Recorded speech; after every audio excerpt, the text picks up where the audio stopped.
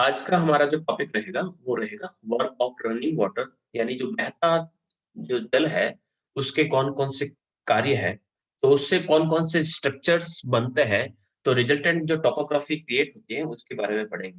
उससे पहले हम रिवर्स को सिस्टम को समझ लेते हैं कि जब रिवर चलती है, तो रिवर जब चलती है तो उसमें जो एक सिस्टम चलता है। सिस्टम का अर्थ हो गया कि जब भी नदी चलेगी तो नदी चलते समय अ, विभिन्न प्रकार के कार्य करेगी या विभिन्न प्रकार के स्ट्रक्चर्स को क्रिएट करेगी। उससे पहले हम उसके अपवाह तंत्र को देखेंगे कि जब उसका जो ड्रेनेज सिस्टम है वो किस प्रकार से वर्क करता है, इरोजन का जो वर्क रहेगा वो कैसे करेगा। तो अगर हम उसके पावर को नहीं समझेंगे तब तक हम उसके कार्य को नहीं समझ सकेंगे। तो सबसे पहले हम समझेंगे कि एक बहती हुई जो नदी है, वो बहती नदी किस प्रकार से अपना पावर दिखाती है। उसी पावर को देखते हुए हम वन टू वन जितनी भी जो स्लाइड्स रहेगी, उस स्लाइड्स को देखते जाएँगे और क्लियर करते जाएँगे कि जो रिवर है, वो किस प्रकार से वर्क करती है या किस प्रकार से उसका स्ट्रक्चर क्या होता है। चलिए स्टार्ट करते हैं। वर्क ऑफ रनिंग वाटर, बहते जल के कार्य। सबसे पहले हम बात करते हैं कि नदी जो होती है, वो 3 प्रकार के कार्य करती है। कोई भी रिवर अगर बहेगी, तो वो 3 प्रकार के कार्य करेगी। अब वो 3 प्रकार के कार्य कौन-कौन से करेगी? तो सबसे पहले तो हमें पता है कि नदी जो है, वो इरोजन का वर्क करती है, अपर्दन का कार्य करेगी, ठीक है? दूसरा उसका जो महत्वपूर्ण जो कार्य रहेगा, वो रहेगा ट्रांसपोर्टेशन का या फिर परिवहन का। और तीसरा जो कार्य रहेगा, वो रहेगा निक्षेपण का, जिसे कहा जाता है डिपॉज़िट। तो एक नदी जो है, एक पहाड़ को काटेगी, उस काटे हुए पदार्थों को वो एक स्थान से दूसरे स्थान पर मूव करेगी और जो काटे हुए पदार्थ होते हैं, उन्हें किसी एक स्थान पर डिपॉज़िट कर लेगी। तो मेनली ये जो रिवर्स होती है, अपना डिपोज़िशन जो वर्क रहता है, वो प्लेन्स के अंतर्गत करते हैं। जब उसका ढाल जो है, ग्रेडिएंट लेवल जो है, बिल्कुल स्लो हो जाता है, नदी बहुत धीरे-धीरे चलने लग जाती है, तब उसका डिपोज़िशन वर्क जो है, स्टार्ट होता है। ठीक है? ये तो रहेगा इसका कार्य। फिर हम बात करते हैं कि उसका जब नदी जब बहती है, तो बहती समय वो विभिन्न प्रकार के कह सकते हैं कि स्ट्रक्चर को तैयार करती है, कि नदी जब कह सकते हैं कि एक ही प्रकार से या फिर कह सकते हैं कि एक सीधी रेखा में ना बहकर वो क्या करती है, अलग-अलग तरीके से बहती है। तो अलग-अलग प्रकार के पैटर्न्स वहाँ पर सेट होता है। तो रिवर के जो पैटर्न्स सेट होता है, वो इस प्रकार से होते हैं, जैसे कि यहाँ पर लिख रखा है डेंड्रेटिक, ठीक है? अब डेंड्रेटिक ड्रेनेज सिस्टम का अर्थ होता है कि ड्रेनेज सिस्टम जिस प्रकार से जो पेड़ होता है, तो पेड़ की जो आकृति होती है उस आकार पर जब ड्रेनेज सिस्टम होता है, यानी यहाँ पर आप जब ब्लैक लाइन जो दिख रही है बड़ी, ये आपकी मेन रिवर है। मेन रिवर के साथ कुछ ट्रिब्यूटरी यानी छोटी-छोटी सी नदियाँ इसके आकर मिल रही हैं। तो यहाँ पर एक पैटर्न ऐसा सेट हो रहा है, इस फर्स्ट पैटर्न को देखिएगा, तो आपको लगेगा कि कोई ट्री या कोई एक वृक्ष यहाँ पर खड़ा है और इस वृक्ष के अंदर विभिन्न जो अ, नदियाँ हैं, वो इसके अंदर कह सकते हैं जुड़ रही हैं। तो इस प्रकार का एक पैटर्न यहाँ पर तैयार होता है, उसे हम पादपाकार, ध्रुवाकृति या वृक्षाभ या फिर इंग्लिश में हम इसे डेंड्रिक पैटर्न के नाम से जानते हैं। तो अलग-अलग प्रकार के पैटर्न्स यहाँ पर देखने को मिलते हैं। तो रिवर जब बहती है तो यहाँ पर देख लीजिएगा, यहाँ पर ट्रेलिस पैटर्न देखने को मिलेगा, यहाँ पर रेक्टेंगुलर देखने को मिलेगा। देखिए नदी यहाँ जा रही है, फिर यहाँ पर घूम रही है। तो जिस प्रकार से आयत की जो स्ट्रक्चर है, वो बनते हैं तब उसको रेक्टेंगुलर टेनिस पैटर्न कहा जाता है। इसी प्रकार से एंगुलर हो सकता है, पैरेलल हो सकता है, कई नदियाँ एक साथ लगातार बह रही है। रेडियल हो सकता है, रेडियल का अर्थ होता है कि एक ही स्थान से मेन एक सेंटर पॉइंट है, उस सेंटर पॉइंट से एक रिवर इधर जा रही है, एक रिवर इधर जा रही है, इस प्रकार की रिवर एक इधर जा रही है। तो इस प्रकार का जो रेडियल पैटर्न है वो आपको कहाँ देखने को मिलेगा? वो आपको किसी पहाड़ी या माउंटेन रीजन में देखने को मिलेगा, ठीक है? कुछ एनुअल हो सकता है, कोई सेंटीपेटल हो सकता है, तो सेंटीपेटल में आप देखिएगा कि जितनी भी जो नदियाँ हैं, वो किसी एक ही स्थान पर आ रही है। ये कोई झील हो सकती है, लेक्स हो सकता है, ये कोई छोटी-सी खाड़ी हो सकती है। तो अलग-अलग प्रकार के यहाँ पर पैटर्न सेट होते हैं, ये हमें दिमाग में रखना है। तो ये कुछ कॉन्सेप्ट हम दिमाग में लेके चलेंगे कि नदी जो है, अकेली नहीं बहती है, नदी के साथ बहुत सारी ट्रिब्यूटरीज़ होती हैं, बहुत सारी सरिताएँ उसके साथ बहती हैं और जो नदी है, वो जब चलती है, पानी जब बहता है, तो बहते समय वो इरोजन करता है, वह ट्रांसपोर्टेशन करेगा और वह डिपोजिशन का वर्क करेगा। यानी पानी जब बहेगा, तो जहाँ बहेगा उसके आस-पास की चट्टानों को काटेगा, ठीक है? ट्रांसपोर्टेशन करेगा, जो काटे हुए जो पदार्थ होते हैं, उसे वो भागकर एक स्थान से दूसरे स्थान पर लेके जाएगा और फाइनली जो पदार्थ उसके साथ बह रहे हैं, वो फाइनली क्या रहेंगे, कहीं न कहीं पर डिपॉज़िट कर दिए जाएँगे, निक्षेपित कर दिए जाएँगे। आई होप यहाँ तक क्लियर। आगे बढ़ते हैं कि जो ये इरोजन का जो वर्क होता है, उसको प्रभावित करने वाले कारक कौन-कौन से हैं? तो फैक्टर अफेक्टिंग इरोजन, इरोजन को प्रभावित करने वाले या अपरदन को प्रभावित करने वाले कारक, ठीक है? इन चीज़ों को हम अपरदन वाले चैप्टर में पढ़ चुके हैं। एक बार वापस इसे रिवाइज़ करते हैं। तो यहाँ पर जैसे इंग्लिश में दे रखा है कि ग्रेडिएंट स्लोप, ढाल की प्रवणता।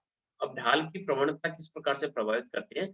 एक सीधा-सा हिसाब-किताब देखिएगा कि इरोजन वर्क होगा, तो यहाँ पर अगर मैं एक प्रकार का यहाँ पर देख लीजिएगा, मैं यहाँ पर एक ढाल बनाता हूँ यहाँ पर, ठीक है?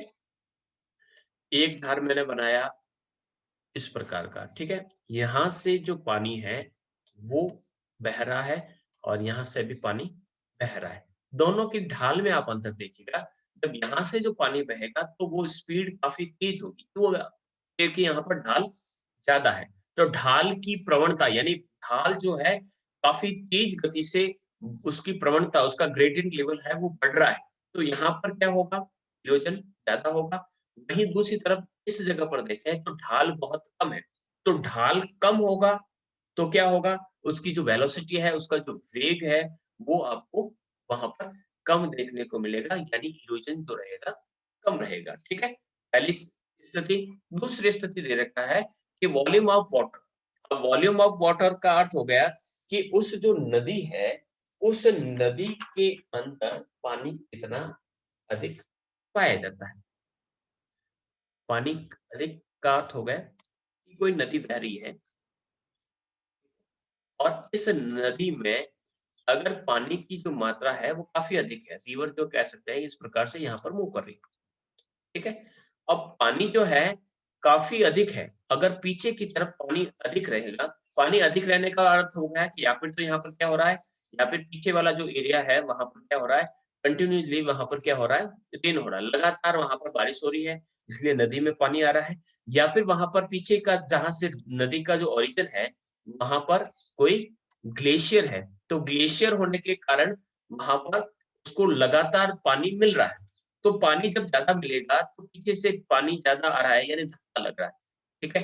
तो अगर वाटर का वॉल्यूम ज़्यादा है, तो वो क्या करेगा, आगे वाले पानी को क्या करेगा, काफ़ी स्पीडली मूव करेगा। तो काफ़ी स्पीडली अगर वो मूव करेगा, पीछे की तरफ पानी बहुत अधिक है, तो क्या रहेगा, नदी की जो स्पीड है, वो काफ़ी तेज़ होगी। Next surface structure. अब तीसरा है कि जिस भाग पर मान लीजिए ये नदी जो है, इस चट्टान पर एक नदी बह रही है, ठीक है? अब इस चट्टान का जो रेड कलर में मैंने बनाया है, इसका इरोजन होगा या नहीं, यहाँ पर नदी बह रही है। ये डिपेंड करता है कि ये जो रॉक है जिस पर चल रही है, वो सॉलिड है या फिर आपके सॉफ्ट है, या फिर हम कह सकते हैं कि इग्निस रॉक की बनी हुई है या सेडिमेंट्री रॉक्स की बनी है। तो सरफेस का जो स्ट्रक्चर होगा, उस पर डिपेंड करेगा कि उसका इरोजन वर्क कितना होगा। वो आसानी से काट दिया जाएगा या काटने में काफ़ी समय लगेगा। फिर है quantity and nature of sediments, ठीक है? क्वांटिटी देखिएगा, पानी जो प्योर होता है वो कभी इरोजन नहीं करता है। प्योर पानी जो होता है, वो कभी इरोजन नहीं करता है। इरोजन करता है उसके अंदर जो पाए जाने वाले जो पदार्थ हैं, जो उसके साथ बह रहे हैं। तो पानी के साथ जो डेब्रिस यानी जो मलबा जो है मूव कर रहा है, यानी जो कचरा इस नदी के साथ बह रहा है, उसकी मात्रा कितनी है, ठीक है? अगर काफ़ी अधिक कचरा है, तो वो कचरा रगड़ खाते हुए नीचे की जो सरफेस है उसको क्या करेगा, धीरे-धीरे काटेगा। ठीक है? ज़्यादा है तो भी प्रेशर से काटेगा, ठीक है? और सेडिमेंट्स, सेडिमेंट्स किस प्रकार का? सेडिमेंट्स का अर्थ हो गया कि उसके साथ जो नदी के साथ जो कचरा बह रहा है उसमें क्या है? उसमें सॉफ्ट सॉफ्ट सी मिट्टी है या जो वेजिटेशंस है यानी जो पर्वतों के ऊपर पाए जाने वाले जो वन है, उन वनों की लकड़ियाँ हैं, उनके पत्ते हैं या उसके साथ बड़े-बड़े से कंकर बह रहे हैं, कठोर, जो सॉलिड है, ठीक है? तो सॉफ्ट मटेरियल होगा तो इरोजन कम रहेगा क्योंकि ये इस पर किसी प्रकार का जो नीचे का जो सरफेस है, उस पर किसी प्रकार की प्रॉब्लम नहीं आएगी, वो आराम से उस पर लुढ़कते हुए चला जाएगा। लेकिन इसके साथ बहने वाले जो पत्थर है, वो आपके बहुत बड़े-बड़े पत्थर है या फिर कह सकते हैं कि जो पत्थर है, वो इस प्रकार से ब्रेशिया टाइप इस प्रकार के कॉर्न शेप के पत्थर चल रहे हैं। तो वो क्या करेंगे, इस नीचे वाली सरफेस को आपस में ज़्यादा काटेंगे। तो डिपेंड करता है कि इरोजन को प्रभावित करने वाले कारकों में जो है, इसको हिंदी में एक बार वापस समझ लेते हैं। तो उन कारकों में सबसे पहला है ढाल की प्रवणता, कि ढाल जो है वो कितनी तेज है। अगर तेज होगी तो पानी काफ़ी स्पीड से बहेगा तो इरोजन ज़्यादा होगा। दूसरा है जल की मात्रा, जो नदी बह रही है उस नदी में जो पानी की जो मात्रा है, वॉल्यूम ऑफ वाटर है, वो कितना है? उसका आयतन कितना है? अगर पानी में अधिक मात्रा है जल की या फिर नदी में जल की मात्रा अधिक है, तो वहाँ पर प्रेशर ज़्यादा रहेगा। प्रेशर वाटर के स्पीड में भी लगेगा और जिस सरफेस पे पानी बह रहा है, उसकी निचली सतह पर भी जो बेस है, उस पर भी प्रेशर रहेगा। तो जल की जो मात्रा होती है, वो काफ़ी प्रभावित करती है। नेक्स्ट धरातल की संरचना। धरातल की संरचना यानी सरफेस का जो स्ट्रक्चर है, वो किस प्रकार का है? अगर सॉफ्ट है, आसानी से उसका अपरदन हो जाएगा। अगर वो हार्ड है, तो अपरदन होने में टाइम लगेगा। नेक्स्ट है प्रवाहित तल छट की मात्रा। तल छट को कहते हैं सेडिमेंट्स। जो सेडिमेंट्स जो है, जो प्रवाहित यानी बह रहे हैं, किसके साथ? नदी के साथ। तो नदी के साथ बहते हुए जो पदार्थ है, वो कितनी है, उसकी क्वांटिटी कितनी है और उसकी क्वालिटी कितनी है। क्वालिटी एंड क्वांटिटी दोनों ही मायने रखती है कि अगर क्वालिटी को अगर नेचर को मैं क्वालिटी कह रहा हूँ, तो नेचर यानी क्वालिटी जो है का अर्थ हो गया है कि वो किस प्रकार का हार्ड है, सॉफ्ट है, आपके राउंड शेप में है या ट्रायंगल शेप में है, तो वो काफ़ी प्रभावित करता है कि जो इरोजन जो वर्क रहेगा, वो किस प्रकार से रहेगा। तो इस प्रकार से नदी जो है, नदी में जो अपरदन का कार्य होता है, उस प्रकार से होता है। लेकिन रिवर या नदी जब बहती है, तो बहते समय केवल और केवल अपरदन नहीं करती है। अपरदन के अलावा भी वो कार्य करती है, उन कार्यों को कहते हैं सबसे पहले अपरदन की प्रक्रिया।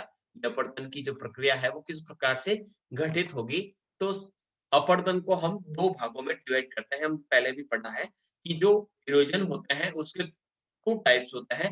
एक होता है केमिकली और एक होता है फिजिकली या जिसे मैकेनिकली भी कहा जाता है यानी भौतिक अपरदन या इसे हम यांत्रिक अपरदन के नाम से भी जानते हैं। तो अपरदन की प्रक्रिया 2 प्रकार से पानी के द्वारा घटित हो सकती है, ठीक है? जो रासायनिक अपरदन होता है, उस रासायनिक अपरदन के अंतर्गत हम रखते हैं घोलीकरण।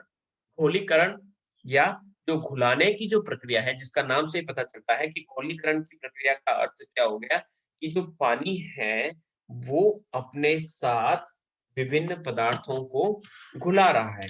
तो घुलने के कारण क्या होगा कि वह जो क्षेत्र है या फिर जो उसके साथ जो जैसे संक्षारण मैंने लिखा था संक्षारण, ठीक है? तो जो पानी है, उस पानी के साथ जब चट्टान का संपर्क होगा या चट्टान के ऊपर पानी बहेगा, तो चट्टान के अंदर कुछ ऐसे पदार्थ होंगे जो घुलने लायक हैं। तो घुलने जैसे जो पदार्थ होंगे, वो चट्टान से अलग हो जाएँगे। इसको इस प्रकार से समझ सकते हैं देखिएगा, मान लीजिए ये रिवर यहाँ पर चल रही है और मान लीजिए इसके ठीक नीचे की जो सरफेस है, वो जो है उसमें कुछ ऐसे क्रिस्टल्स है, पूरी की पूरी रॉक नहीं, कुछ क्रिस्टल्स ऐसे हैं जो पानी में आसानी से घुल सकते हैं। अब घुलने की प्रोसेस प्रोसेस जो रहेगी वो रहेगी कार्बोनेशन और ऑक्सीडेशन की जो प्रक्रिया है, उसमें शामिल की जा सकती है। तो यहाँ पर जो पानी है, इन घुलने वाले पदार्थों को क्या करेगा, अपने साथ घोल देगा और आगे लेकर चला जाएगा। ठीक है, तो यहाँ पर वो चट्टान का अपरदन हो रहा है। कैसे हो रहा है? बाय सॉल्यूशन हो रहा है, बाय कोरोजन हो रहा है, या इसे संक्षारण भी कहा जाता है हिंदी में। नेक्स्ट क्या रहेगा? दूसरी प्रोसेस, ये तो हो गई रासायनिक अपरदन। रासायनिक अपरदन एक ही तरीके से यहाँ पर पानी के द्वारा होता है। दूसरा होता है भौतिक, यानी मैकेनिकली, या इसको कह सकते हैं कि फिजिकल इरोजन जो रहेगा वो 3 प्रकार से होता है। एक तो कोरेजन यानी एब्रेशन। एब्रेशन में से सबसे पहला जिसे कहा जाता है हिंदी में अपघर्षण। ठीक है, अब एब्रेशन क्या होता है? अपघर्षण यानी जो पानी के साथ जो कंकड़ बहेंगे वो निचली वाली सतह को मूव करेंगे। जैसे कि यहाँ पर पानी जो जा रहा है, ये इस चित्र में देखिएगा कि कोरेजन क्या होता है कि जो पानी के साथ जो कंकड़ बह रहे हैं, वो कंकड़ क्या कर रहे हैं, सामने वाली जो रॉक है उस रॉक को क्या कर रहे हैं, वो काट रहे हैं। पानी का प्रेशर और ये जो टुकड़े इससे टकराएंगे चट्टान से और चट्टान को धीरे-धीरे काट देंगे। तो इस प्रकार की जो प्रोसेस होती है, घिसने की जो प्रक्रिया होती है, उसे एब्रेशन या अपघर्षण के नाम से जाना जाता है। दूसरी जो प्रक्रिया है वो है हाइड्रोलिक एक्शन। ठीक है, जल गति क्रिया।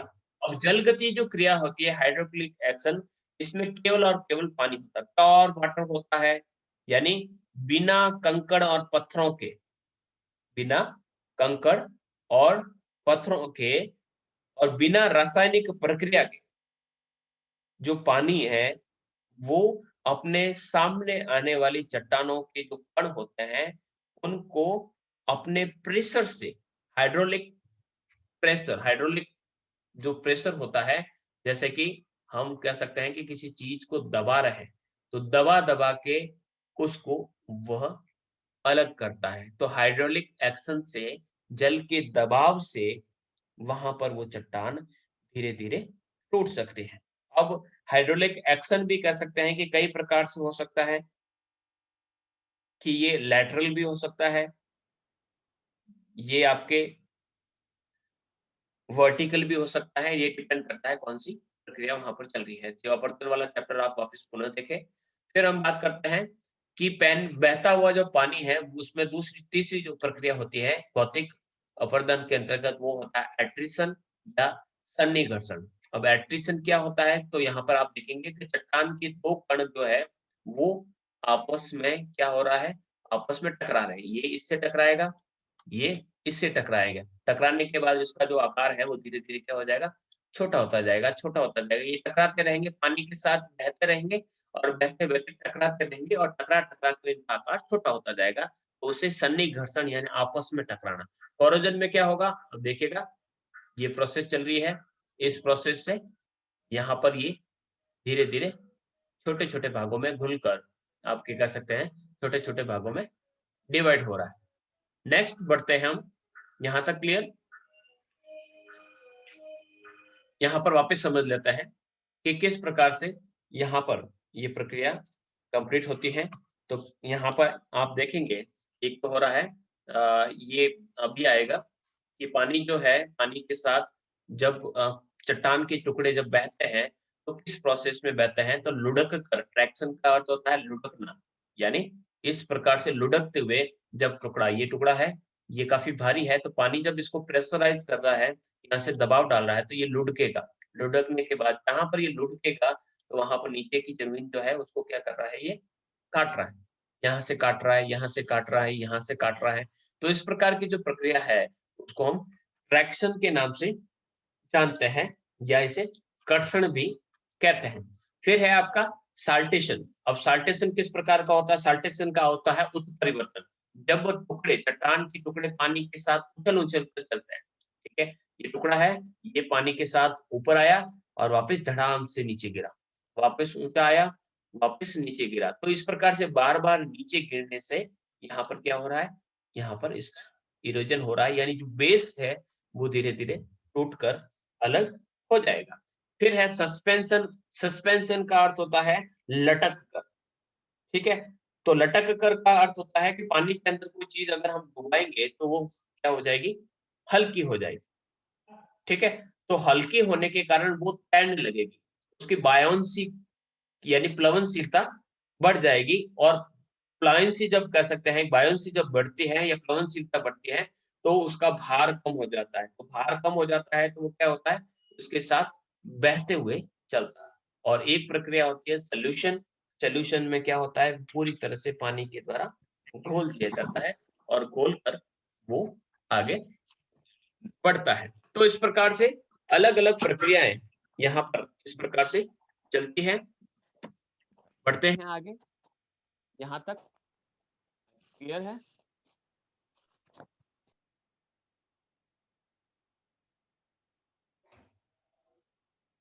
हाँ, सस्पेंशन का अर्थ होता है, अभी वापस आएगा। सस्पेंशन का अर्थ होता है जो चीजें आपस में हल्की हो गई, तो हल्के होने के कारण वो टुकड़े, ये जो ब्लैक डॉट्स दिखा रहे हैं, ये दिखा रहा है, यानी यहाँ पर जो आप कलर कॉम्बिनेशन अगर देखें तो आपको अगर जो वाटर का कलर यहाँ पर दिखाया गया है, तो पानी के साथ जब टुकड़े बह रहे हैं, ठीक है, डायरेक्टली देखिए यहाँ पर 4 प्रकार की प्रक्रिया हो रही है। एक मिनट रुकिएगा, माउस का कलर चेंज कर लेते हैं। यहाँ पर आप देखिएगा कि यहाँ पर तो ये लुढ़क कर चल रहा है, यानी सरफेस सरफेस पर ये लुढ़क कर चलता है, तो उसे तो कहता है ट्रैक्शन, ठीक है। जब वो उछल उछल कर चलता है तो उसे कहते हैं साल्टेशन। और जब वो निचले वाला जो बेस है उसके संपर्क में नहीं है, पानी में ही तैर रहा है क्योंकि वो हल्का हो गया, तो पानी में जब छोटे छोटे से जो टुकड़े तैरते रहते हैं, चट्टानों के या रेत के जो टुकड़े होते हैं जो सरफेस पर कम जाते हैं, पानी में ही तैर रहे हैं, तो उसे कहते हैं सस्पेंशन, ठीक है। और सॉल्यूशन का अर्थ होता है कि जो जितने भी जो टुकड़े हैं जो चट्टान के जो है, सारे के सारे उसके साथ घुल गए। तो सस्पेंशन शायद क्लियर हो गया होगा।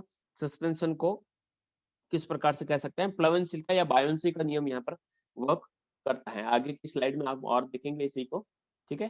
तो यहाँ पर ये जो वर्क होता है, नदी में जो भार वहन की जो रूप, यानी किस प्रकार से वो अपना जो लोड है, उस लोड को आगे चलाती है, तो उसमें 4 प्रकार की प्रक्रिया। एक तो कर्षण, कर्षण का अर्थ हो गया आपका ट्रैक्शन, ट्रैक्शन का अर्थ होता है वो लुढ़क कर चल रही है, यानी वो यहाँ पर धीरे-धीरे लुढ़क कर आगे चलता है।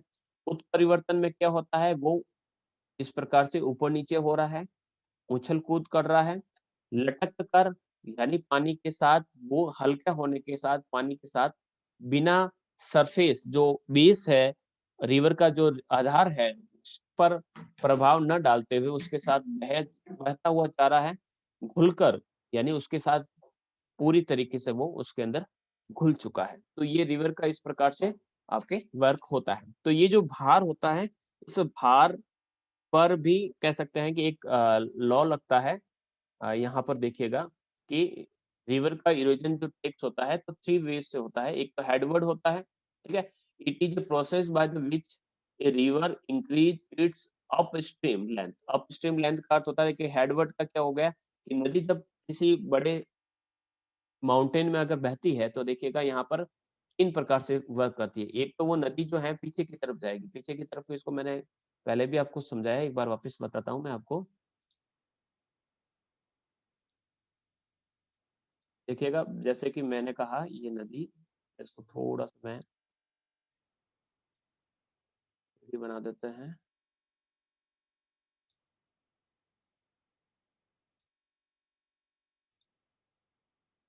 ठीक है? मैं कहता हूँ कि यहाँ से रिवर एक बह रही है, ठीक है? अब जब रिवर आएगी तो कहाँ से गिरेगी? यहाँ से गिरेगी। यहाँ से ये सीधा वर्टिकली यहाँ पर नीचे जाएगी, ठीक है? वो जो इरोजन वर्क होगा वो यहाँ पर स्टार्ट होगा, ठीक है? पहला फर्स्ट स्टेप यहाँ पर इरोजन होगा, यहाँ से काटेगी, फिर धीरे-धीरे कह सकते हैं यहाँ से काटने का शुरू करेगा, जितना-जितना पीछा होगा वो काटती जाएगी। तो यहाँ पर देखिएगा रिवर जो है उसकी लेंथ बढ़ रही है। आप देख रहे हैं? रिवर जो है काफ़ी पीछे जा रही है। ठीक है? क्योंकि यो यहाँ तक का हिस्सा पूरा-पूरा काटेगी। तो ये जब तक कटता जाएगा तो पीछे, तो पीछे की तरफ जब जाती है तो उसे कह सकते हैं हेडवर्ड इरोजन कहते हैं। तो हेडवर्ड इरोजन होगा। दूसरा क्या इरोजन होगा कि वो इरोजन जो होगा वो लैटरल होगा। लैटरल को मैं समझा चुका हूँ कि ये देखिएगा अगर अगर रिवर में है जो वैली जो है इस प्रकार से कट रही है, सीधी कट रही है। ठीक है? जिसमें आपके कैनियन बन रहे हैं, सीधी कट रही है। सीधी कट रही है इसका अर्थ हो गया कि वहां पर क्या हो रहा है, वर्टिकली इरोजन हो रहा है, लंबवत कटाव हो रहा है, ठीक है। अगर नदी जो है वो अपनी साइड से काटती है, साइड से किस प्रकार से काटते हैं कि नदी का जो मुख है वो यहाँ पर रिवर की जो वैली है वो काफी चौड़ी हो जाती है। तो इस प्रकार की स्थिति में आप देखिएगा कि यहाँ पर ये इरोजन का जो वर्क है यहाँ पर लैटरल इरोजन हो रहा है, ठीक है। यंग एज में होती है तब इस प्रकार का वर्क होता है, वर्टिकली काटती है, और जब वो मैच्योरिटी में या फिर ओल्ड मैच्योरिटी में आ जाती है तब वो लैटरल इरोजन करती है, यानी साइड में से काटती है। तो इस प्रकार से 3 प्रकार के वर्क यहाँ पर समझाने की कोशिश की गई है कि रिवर का इरोजन जो होता है वो 3 प्रकार से होता है। तो एक तो होता है हेडवर्ड, ठीक है। दूसरा जो होता है वो होता है lateral, it is a process through which river channel is extended in its width due to sideways erosion at the outside banks of the river. तो ये आपका लैटरल यानी वो साइड में से काट रहा है, और एक होता है वर्टिकल, ठीक है। तो डायरेक्टली जब रिवर का जो कह सकते हैं कि जो बेस तक पहुंचने की जो कोशिश होती है उसे हम कह सकते हैं वर्टिकल इरोजन कहते हैं। इसको इस प्रकार से भी समझ सकते हैं कि हेडवर्ड इरोजन क्या होगा, जो नदी है देखिएगा ये वाटर लेवल या भी यहाँ पर है, उससे पहले वाटर लेवल कहाँ था, यहाँ था, और सबसे प्राइमरी जो स्टेज थी उसमें वाटर लेवल यहाँ से था। तो जो पानी यहाँ से ये धीरे धीरे काट कर कहाँ पर पहुंच गई, वाटर लेवल नीचे पहुंच रहा है। तो ये जो इरोजन होएगा जिसको आप येलो में देख रहे हैं, तो ये जो रिवर की लेंथ, पहले रिवर यहीं से डायरेक्ट गिरती थी, फर्स्ट स्टेज में यहाँ थी, सेकेंड में वो यहाँ पर पहुंच गई, थर्ड में जो रिवर यहाँ से गिर रही है, फोर्थ, फाइव, इस प्रकार से वो धीरे धीरे पीछे की तरफ जा रही है। इसे सरिता दीर्घीकरण कहते हैं, सरिता दीर्घीकरण, या इसे लेंथनिंग कहते हैं। स्ट्रीम लेंथनिंग की जो प्रोसेस होती है, यानी इसको हेडवर्ड इरोजन भी कर सकते हैं या फिर हम इसे स्ट्रीम लेंथनिंग भी कह सकते हैं। तो इस प्रकार के प्रोसेस होते हैं। अब लैटरल इरोजन में क्या हो रहा है, पार्श्विक पार्श्विक अपरदन में क्या हो रहा है, ये घाटी चौड़ी हो रही है, ये जो घाटी है यहाँ पर का जो गैप है ये गैप बढ़ रहा है, ये गैप बढ़ रहा है, यानी नदी साइड में से काट रही है। और जब डाउन कटिंग या जो वर्टिकल जो इरोजन हो रहा है उसके अंदर क्या हो रहा है, नदी अपनी घाटी को चौड़ा कर दी। तो इस प्रकार की 3 प्रोसेस नदी के अंतर्गत होती है।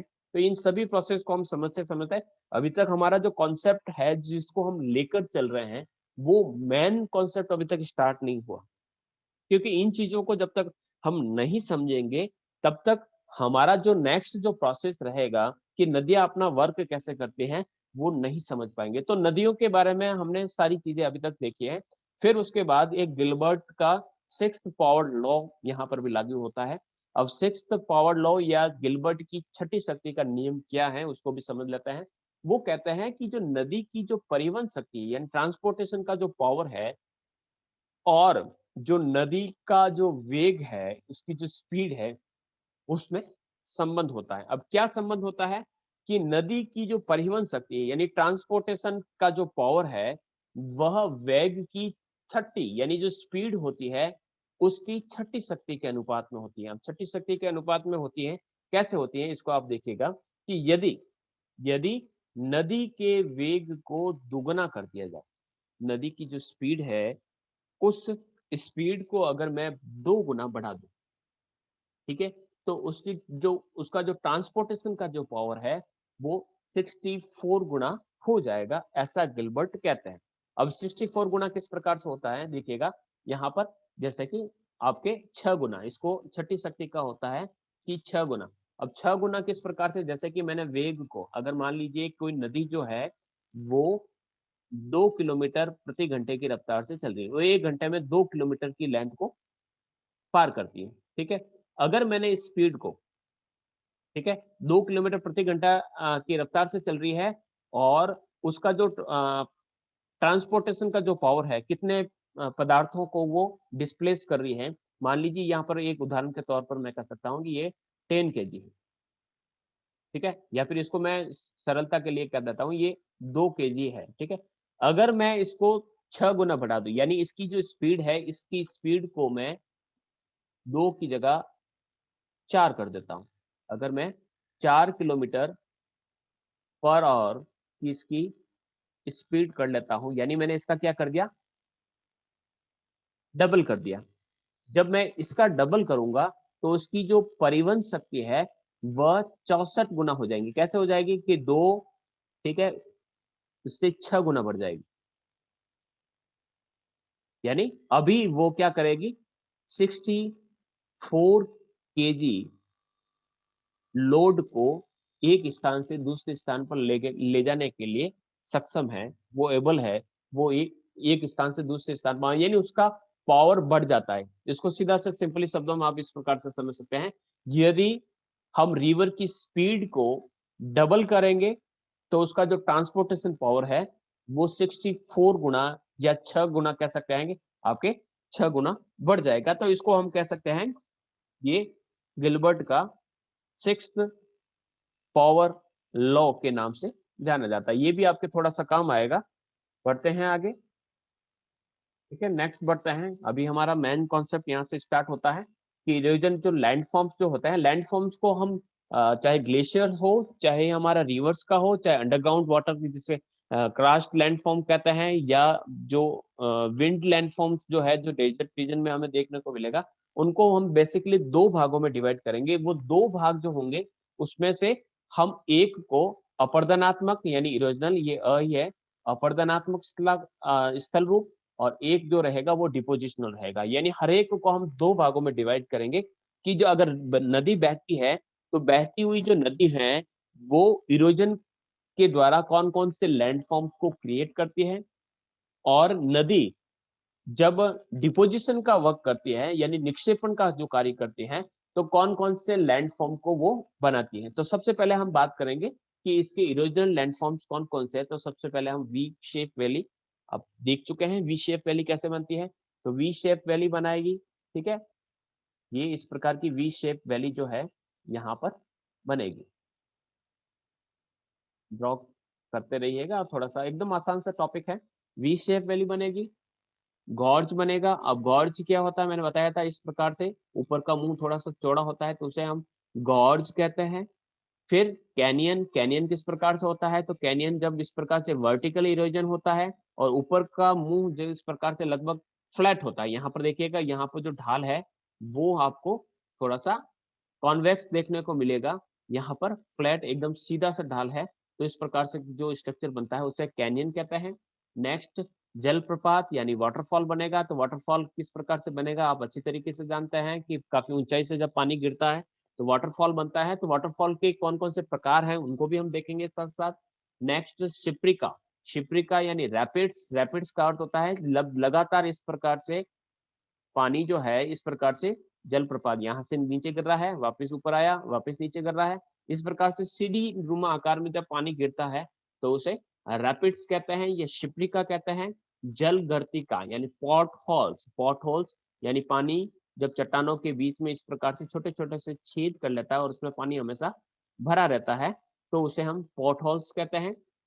फिर है संरचनात्मक सोपान। तो संरचनात्मक सोपान ये इस प्रकार से टेरेस्ट जो प्रकार है वो बनेगा। फिर नदी की वेदिका, तो नदी जो रहती है उस नदी के दोनों तरफ आप देखेंगे इस प्रकार से, नदी तो यहाँ बह रही है, उसके दोनों तरफ आप देखेंगे कि यहाँ पर आपको लगेगा कि बेंचेज लगी हुई है, तो उसको हम नदी वेदिका या कह सकते हैं। नेक्स्ट नदी विसर्प, नदी विसर्प यानी मियांडर्स, जो हम पहले भी पढ़ चुके हैं, मियांडर्स रहेंगे। मियांडर्स के साथ साथ यहाँ पर एक ऑक्स बोन लेक्स भी क्रिएट होगा, ठीक है। क्वेस्टा, ये क्वेस्टा का भी जो स्ट्रक्चर है वो हम देखेंगे किस प्रकार से क्वेस्टा बनता है। संप्राय मैदान जिसे हम पेनिप्लेन कहते हैं, डेविस का पेनिप्लेन और पैंक का था इंड्रफ, ठीक है। तो इस प्रकार के लैंडफॉर्म्स जो हैं वो बनते हैं और हर एक लैंडफॉर्म्स को अलग अलग तरीके से कल की जो क्लास रहेगी उसके अंतर्गत पढ़ेंगे, ठीक है। आज तक, आज के लिए इतना ही। आई होप समझ में आया होगा, नहीं आया है तो वही मतलब जो प्रश्न पूछ ले आप